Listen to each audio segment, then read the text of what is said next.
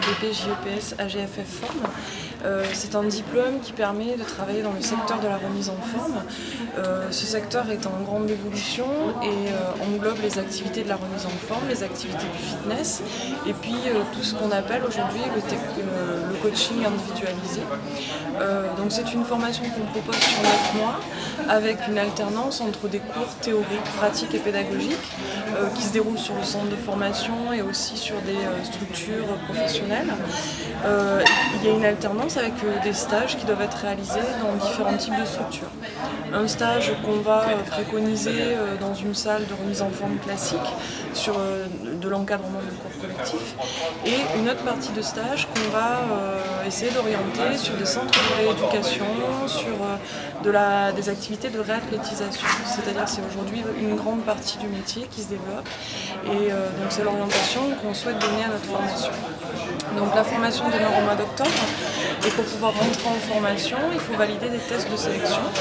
Ces tests se composent d'une épreuve physique qui est un suivi de cours collectif, composé d'une partie STEP, une partie LIA de niveau intermédiaire et donc le stagiaire est évalué sur sa capacité à suivre le cours en tant que pratiquant. Voilà. Donc les stagiaires qui rentrent en formation ont différents profils, donc ça peut être vraiment des pratiquants des activités de fitness.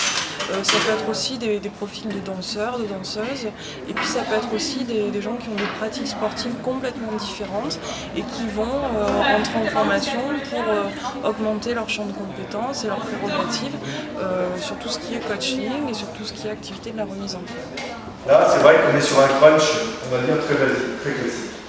Après, on va voir qu'il y a des variantes qu'on retrouve dans des méthodes de renforcement musculaire postural, notamment dans la méthode Pilates et autres, où effectivement on peut reproduire un petit peu ce genre de geste, mais à certaines conditions. Voilà, on va le voir après. Hein. Et puis on va un petit peu essayer de faire la différence par rapport à cette volonté d'augmenter la posture, l'effet de posture. Sur une position, on l'a dit quand même, j'ai une question.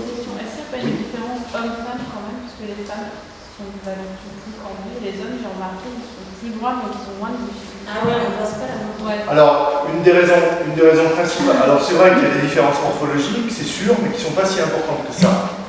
Ce qui souvent occasionne un effacement de la courbe lombaire chez les hommes, de la lourdeur lombaire, c'est souvent, pas toujours, on l'a vu, on ne le constate pas, c'est souvent un enraidissement de la chaîne postérieure, notamment des ischio-jambiers.